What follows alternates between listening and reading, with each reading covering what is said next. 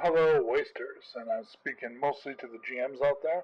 All this rule is useful to know. This is a bit of advice for running and playing Nuked. In Nuked, it has a pretty specific skill list that relates to things you're going to need out there in the Wasteland.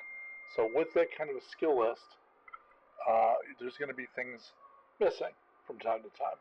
And even as a guy who wrote the darn game, people will ask to do a certain thing, and I won't have an applicable skill for them. There is a rule for that. It's in the rules section of of the rules, and it's if there isn't a skill that applies to the thing you're trying, and it's a thing that's reasonable for you to test, you default to 4. So if there's no skill really for cooking. There's feats that kind of cover it, but really, if someone wants to cook and do a test, they could. And there's nothing really that accounts for it.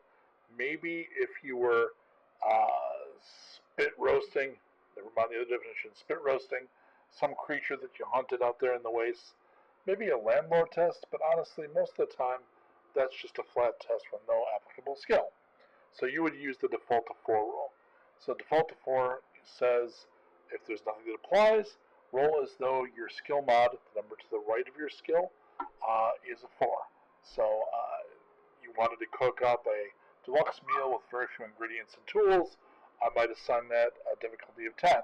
So the default to 4 says you're looking for 6s on your 3 dice, and that's going to give you your success and how good the meal is. It's a simple rule, it's easy to forget, so I thought the reminder might be welcome.